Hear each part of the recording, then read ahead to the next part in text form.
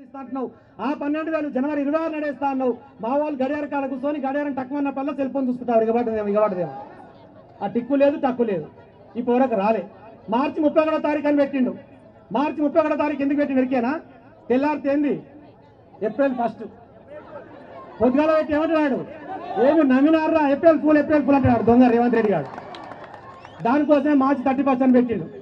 1,50,000 కోట్లు అప్పు చేస్తే ఒక్కటంటే ఒక కొత్త కట్టడం నిర్మించింది లేదు, ఒక కాలువకు రూపాయి పెట్టింది లేదు, రైతాంగానికి రైతు భరోసా ఇచ్చింది లేదు. కాబట్టే ఈరోజు నల్గొండ కేంద్రంగా కాక్టవర్ సెంటర్గా నిలదీసేయడానికి రైతాంగం అంతా ఒక దగ్గర జమ అయింది. ఎండిపోయిన పొలాల గురించి ఆయనకు ఆలోచన లేదు, వరద బాధితుల గురించి ఆలోచన లేదు, నష్టపరిహారం ఇవ్వాలని, ట్రాన్స్ఫార్మర్లు కొట్టుకపోతే రైతులు ఎట్లా వ్యవసాయం చేసుకుంటారనే ఆలోచన లేదు. తడిచిపోయిన ధాన్యం కొన్ని నాదులు లేక ఇబ్బంది పడుతూ ఉంటే, రైతులు ఇబ్బంది పెడుతూ ఉంటే, తూకం పేరు మీద తాలు పేరు మీద తీసుకుపోయిన ధాన్యాన్ని కొనకపోతే రైతులు రోడ్ల మీద ఆందోళన చేస్తుంటే హైదరాబాద్ లో జలసాలు చేస్తున్నారు. కానీ ఇక్కడ రైతుల గురించి పట్టించుకునే పరిస్థితి ఈ జిల్లాకు సంబంధించిన మంత్రులకు లేదు. ఇలా రైతుల గురించి మాట్లాడుతారు, రైతు ప్రభుత్వం అని అంటారు. రైతుల పేరు మీద పెట్టుబడి పెట్టడానికి, ప్రభుత్వం ఏర్పరచుకోవడానికి, ఓట్లు దండుకోవడానికి వచ్చిన ఈ నాయకులు ఇలా కమిషన్లు ఎడ దొరుకుతాయి, లంచాలు ఎడ దొరుకుతాయి, సంపాదన ఎట్లా సంపాదించుకోవాలి, జేబులు ఎట్లా నింపుకోవాలి, మూటలు ఎట్లా ఢిల్లీకి పంపించాలనే ఆలోచనలు ఉన్నారు తప్ప ఈ రైతాంగాన్ని బాగు చేద్దామనే ఉద్దేశం లేదు. ఎన్నికల ముందు ప్రజాపాలన చేస్తామని వచ్చి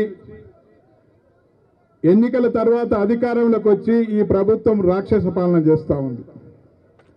రైతులందరూ బాధపడతా ఉంటే, రైతుల కళ్ళమ్మటి నీళ్లు గారుతా ఉంటే రాక్షసానందం పొందుతా ఉన్నారు తప్ప ఈ రైతాంగం గురించి ఎవరు కూడా ఈ ప్రభుత్వం ఆలోచించడం లేదు. కేసీఆర్ పెట్టిన స్కీములన్నీ కూడా ఎక్కడ అమలు చేయటం లేదు. ఇలా వాళ్ళే చెప్తున్నారు, వాళ్ళ ఎమ్మెల్యేలే చెప్తున్నారు. నిన్న మా దగ్గర మునుగోడులో మసీదుగూడెంలో మునుగోడు ఎమ్మెల్యే ఏం చెప్పిండో మీరు అందరూ విన్నారు. బహుశా నేను మాటలు చెప్తాను.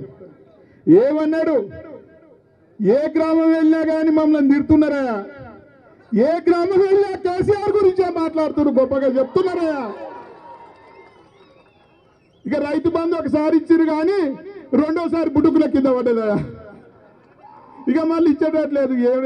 15,000 అన్నాడు, 12,000 ఇస్తా ఉన్నాడు. ఇది ఇచ్చేటట్టు లేదు అని వాళ్ళ ఎమ్మెల్యేనే చెప్పింది. అన్నం వండితే 2 మెతుకులు ఇట్లా బిస్కి చూసి అన్నం ఉడికిందా ఉడకలేదా అని చెప్తారు, ఉడికితే పక్కకు పెడతారు. అట్లాగనే వాళ్ళ ఎమ్మెల్యేనే చెప్పింది కదా ఈ ప్రభుత్వం సరిగా పనిచేస్తలేదు అని. మరి పని చేయని ప్రభుత్వం ఎందుకు?